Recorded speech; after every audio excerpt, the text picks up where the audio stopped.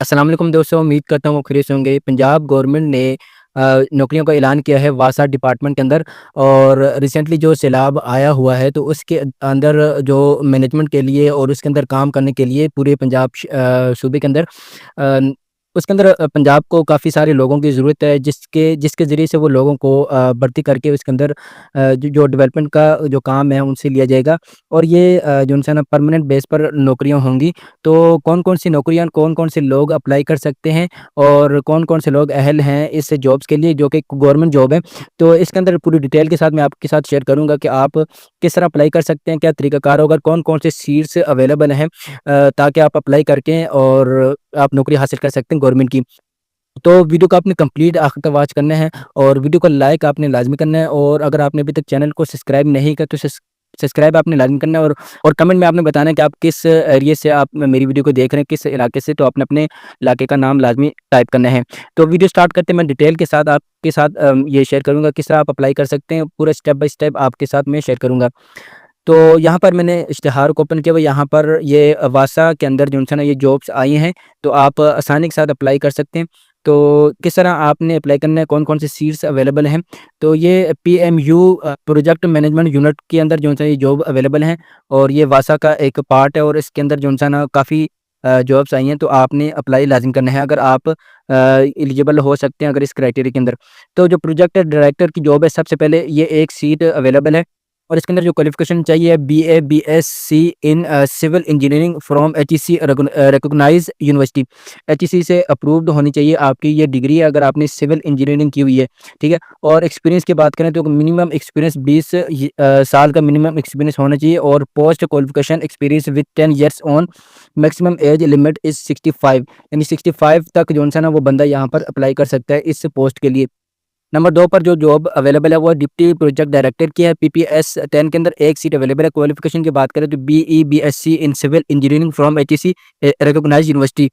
और एक्सपीरियंस की बात करें तो मिनिमम 15 साल का एक्सपीरियंस होना चाहिए और post qualification experience with 10 years on maximum age limit in is 63 years. और नंबर 3 पर जो जॉब अवेलेबल है वो मैनेजर फाइनेंस एंड एडमिन के अंदर जॉब अवेलेबल है। पीपीएस 9 के अंदर एक सीट अवेलेबल है।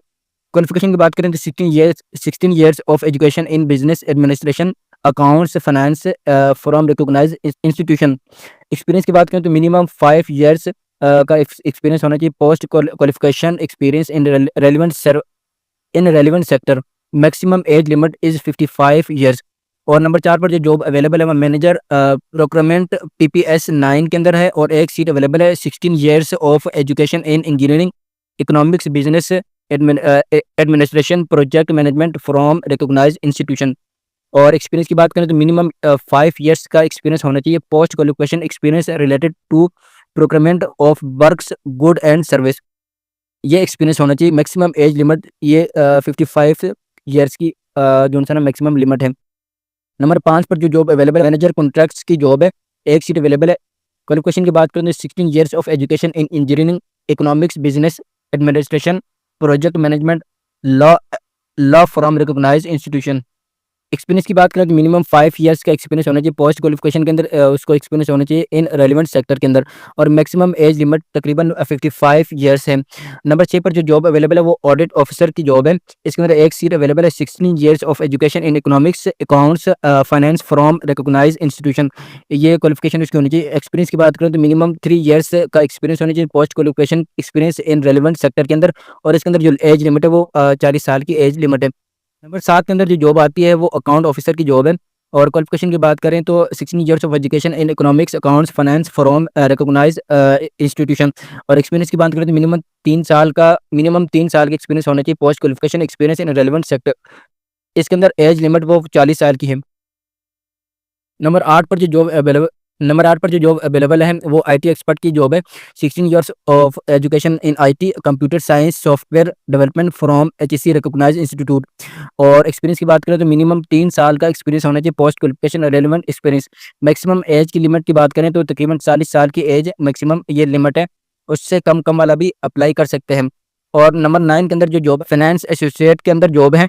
और क्वालिफिकेशन की बात करें तो 16 years of education in economics, accounts, finance from recognised institution. और इसके अंदर एक्सपीरियंस की बात करें तो 2 साल का एक्सपीरियंस होना चाहिए पोस्ट क्वालिफिकेशन रेलेवेंट एक्सपीरियंस के साथ।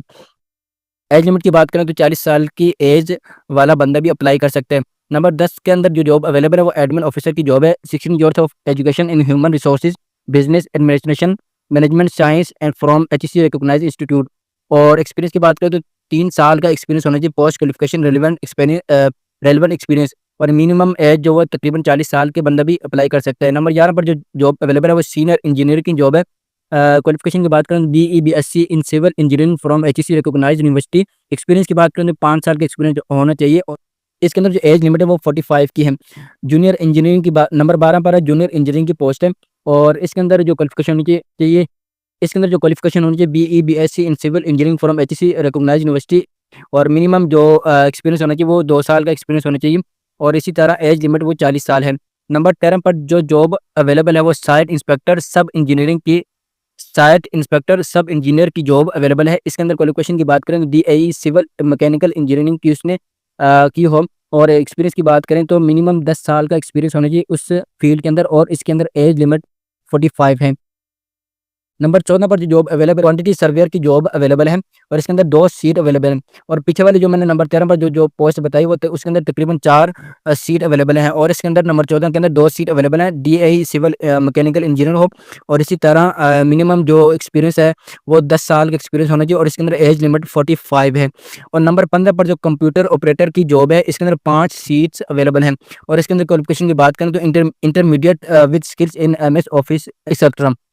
और एक्सपीरियंस की बात करें तो मिनिमम 2 साल का एक्सपीरियंस होना चाहिए इसके अंदर, यानी कि इंटरमीडिएट के अंदर जो स्किल उसने हासिल किया एमएस ऑफिस के अंदर उसने तकरीबन मिनिमम जो एक्सपीरियंस होना चाहिए 2 साल का होना चाहिए, और इसके अंदर जो एज लिमिट है वो 40 ईयर्स की है। अभी मैंने आपको 15 सीट के बारे में बताया कि आप अगर इनमें से किसी के अंदर भी आपने अगर आपकी डिग्री है, आपकी तालीम है, तो आप इन 15 पोस्ट के अंदर आप अप्लाई कर सकते हैं। अब अप्लाई किस तरह करना है वो भी मैं आपको सारा तरीकाकार यहाँ पर बता देता हूँ। तो उसके लिए स्टेप बाय स्टेप आपको मैं गाइड करूँगा, आपने अच्छी तरह जो है ना इसको देख लेना है।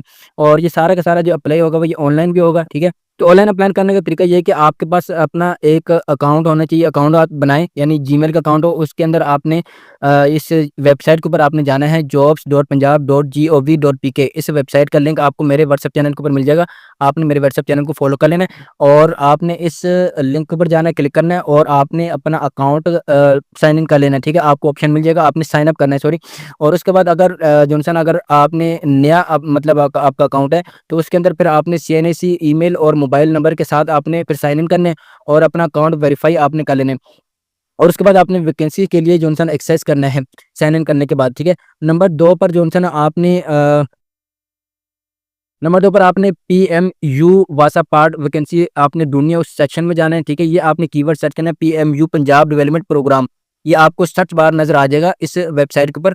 तो आपने सर्च बार पर क्लिक करेंगे और ये कीवर्ड आपने टाइप करना है, ठीक है। यहाँ पर मैं मेंशन कर रहा हूँ, ये आपने करना है, ठीक है। और जब आप ये सर्च करेंगे तो उसके बाद जॉनसन आपके सामने वो सेक्शन अप्लाई करने वाला ऑप्शन सामने आ जाएगा, फिर आपने वहाँ पर अप्लाई करना है, ठीक है ना। तो अप्लाई करने से पहले आपके पास क्या-क्या चीज़ें होनी चाहिए, क्या-क्या चीज़ें रिक्वायर्ड हैं, तो वो आपने अच्छी तरह जॉनसन पहले तो वो सेक्शन को पढ़ लेना है, यानी जो भी फॉर्म है उसको आपने पढ़ लेना है। उसके बाद आपके पास जॉनसन ये वाले डॉक्यूमेंट होना लाज़मी है, इन डॉक्यूमेंट के ज़रिए आपने अप्लाई करना है, ठीक है। तो आपने अपने डॉक्यूमेंट तैयार करने हैं, आपकी जो सीवी है, जो रिज़्यूमे है, उसको आपने पीडीएफ के अंदर कन्वर्ट करना है, इमेज नहीं होनी चाहिए, पीडीएफ के अंदर होनी चाहिए। और इसी तरह आपने सीएनए आपका जो कार्ड है फ्रंट और बैक का ये भी होना चाहिए आपके पास, ठीक है। और इसी तरह आपकी जो तस्वीर वो होनी चाहिए रीसेंट वाली, ठीक है।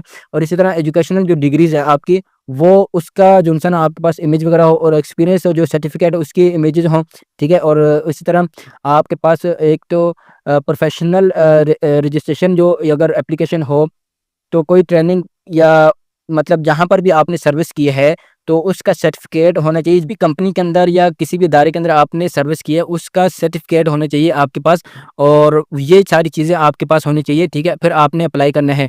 तो मतलब कोई मुश्किल नहीं है, अगर आपके पास मतलब ये डॉक्यूमेंट वगैरह लाज़मी होंगे, तो ये चीज़ें तो आम है, हर बंदे को पता होता है। तो ये चीज़ें आपके पास हो, ठीक है। और जैसे यहाँ पर आपने अपना नाम जो है ना वो क्लियरली मेंशन करना है आपने। पीडीएफ के अंदर आपका नाम क्लियर हो, सीएनएस के मुताबिक होना चाहिए, और जो डिग्री है वो भी आपने अच्छी तरह उसको पीडीएफ के अंदर कन्वर्ट कर लें, अगर इमेजेस है पीडीएफ के अंदर कन्वर्ट कर लें। जब आप फॉर्म के ऊपर जाएँगे तो जब आप वहाँ पर जो अपलोड करेंगे तो उसके अंदर आपको वो सारा मतलब इन्फॉर्मेशन वगैरह मिल जाएगी कि किस फॉर्म के अंदर होनी चाहिए, इमेज के फॉर्म के अंदर हो या पीडीएफ के फॉर्म के अंदर हो, तो वो आपके सामने शो हो जाएगा। आपने उसी तरह अच्छा इमेज को आपकी डिग्री फॉर एग्जांपल आपके पास जो डिग्री है वो इमेज फॉर्म में है, तो उसको पीडीएफ के अंदर कन्वर्ट करना कोई मुश्किल नहीं, एक क्लिक के अंदर हो जाएगा। आपने गूगल पर जाना है, गूगल पर जाकर आपने image to PDF converter search करेंगे तो आपके सामने काफ़ी सारे टूल शो हो जाएंगे। आपने फर्स्ट टूल के ऊपर आपने क्लिक करके इमेज को आपने पीडीएफ के अंदर कन्वर्ट कर लेना है और बस आपने डाउनलोड कर लेना है, कोई मुश्किल काम नहीं है, ठीक है। और तो नंबर 4 के अंदर जो ऑनलाइन फॉर्म है उसको आपने अच्छी तरह पुर करना है, पूरा का पूरा आपने अच्छी तरह पुर करना है। और जो आपकी एकेडमी जो आपकी एकेडमिक है, ठीक है, और जो आपका एक्सपीरियंस है उस सेक्शन को आपने अच्छी तरह जो है ना वो आपने भरना है और उसको आपने फिल करना है। तो जैसे ही आप फॉर्म के अंदर जो-जो चीज़ें भी रिक्वायर्ड होगी वो आपने लाज़मी जो है ना वो आपने मेंशन करनी है। नंबर 5 के अंदर जो भी फ़ाइल आप अपलोड करेंगे, तो उसका साइज़ भी मेंशन होगा उसी जगह पर, आपने उसी साइज़ के अंदर जो है ना उसकी लिमिट के अंदर रहकर आपने अपलोड करना है। अब फॉर एग्ज़ाम्पल अगर आपकी जो है ना पीडीएफ है या आपका जो भी डॉक्यूमेंट है या इमेज है, उस वो अगर उसकी साइज़ लिमिट मतलब ज़्यादा है, ठीक है? और जहाँ पर अपलोड कर रहे हैं वहाँ पर कम साइज़ लिमिट माँग रहे हैं, तो उसका भी एक सॉल्यूशन है, वो आपने गूगल पर जाना है। फॉर एग्ज़ाम्पल इमेज अगर उस वो 1 एमबी की है, ठीक है? और वो एक्सेप्ट नहीं कर रहे अपलोड सेक्शन के अंदर, तो आपने इमेज कंप्रेसर ये सर्च करना गूगल के अंदर इमेज कंप्रेसर सर्च करेंगे तो आपको टूल मिल जाएगा। आपने उस टूल के ऊपर जाकर अपनी इमेज को अपलोड करना है और उसको दोबारा से डाउनलोड करने का वो ऑप्शन देगा। कंप्रेस होकर आ जाएगी, उसकी जो एमबी है वो कम होकर आ जाएगी। आपने उसको डाउनलोड करके आपने अपलोड करना है। अगर पीडीएफ की एमबी ज़्यादा है तो उसको भी आप जो है ना कंप्रेस कर सकते हैं, उसकी एमबी को कम कर सकते हैं। अब इसके अंदर क्वालिटी जो है ना जो इमेज की या पीडीएफ की क्वालिटी वो लूज़ नहीं होगी। काफ़ी सारे ऐसे टूल हैं वो आपको कंप्रेस करके दे देंगे, आप उसको फिर अपलोड करेंगे। नंबर 6 के अंदर रिव्यू और सबमिट आपने करना है। स्पेलिंग के अंदर, डेट्स के अंदर, टोटल्स के अंदर, ईमेल, फ़ोन को आपने रीचेक करना है, कोई भी मिस्टेक नहीं होनी चाहिए। और सबमिट पर क्लिक करें, कन्फर्मेशन मैसेज आपको ईमेल का आएगा या आपका जो नंबर दिया होगा, बल्कि ईमेल के ऊपर आएगा, आपने वेट करना है। और ईमेल के ऊपर जो कन्फर्मेशन जो है ना मैसेज आएगा, तो उसने उसको आपने अपने पास जो है ना रिकॉर्ड के अंदर आपने सेव कर लेना है, ठीक है? आप किसी भी नोट्स के अंदर आपने सेव कर लेना है।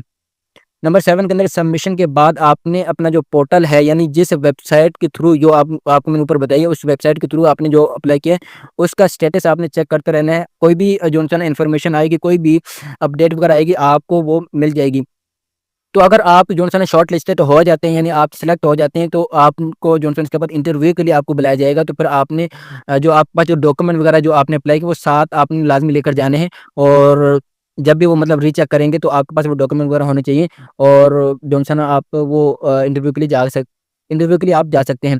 तो यहाँ पर मैं क्विक जो है ना आपको बता देता हूँ क्या-क्या चीज़ें होनी चाहिए। आपने इस वेबसाइट के ऊपर जाना है जो ऊपर ऊपर मैंने आपको बता दी jobs.punjab.gov.pk, इस पर जाना है और आपने साइन अप करना है। और साइन अप करने के बाद आपने साइन इन करना है और आपने जो है ना इस प्रोग्राम के अंदर आपने जो है ना सर्च करना है। ये सारा तरीका-कार मैंने आपको बता दिया और आपने फॉर्म भरना है और प्लस जो डॉक्यूमेंट वगैरह रिक्वायर्ड होंगे वो आपने देने हैं। और कोशिश करनी कि 5 सितंबर फ्राइडे से पहले-पहले आपने ये सारे डॉक्यूमेंट वगैरह आपने सबमिट कर देने हैं। तो ये जॉब आपको कैसी लगी? आप अगर इसके लिए अप्लाई करना चाहते हैं या नहीं करना चाहते, कमेंट सेक्शन में आपने बता देना है। और वीडियो को लाइक आपने लाज़मी करना है और अगर आपने अभी तक हमारे चैनल को सब्सक्राइब नहीं किया तो सब्सक्राइब कर लें और साथ घंटी के बटन को दबाकर ऑल नोटिफिकेशन कर दें ताकि इस तरह की जॉब्स के रिलेटेड, स्कीम्स के रिलेटेड वीडियोज़ आपको मिलती रहें। मिलते हैं नेक्स्ट वीडियो में। अल्लाह हाफ़िज़।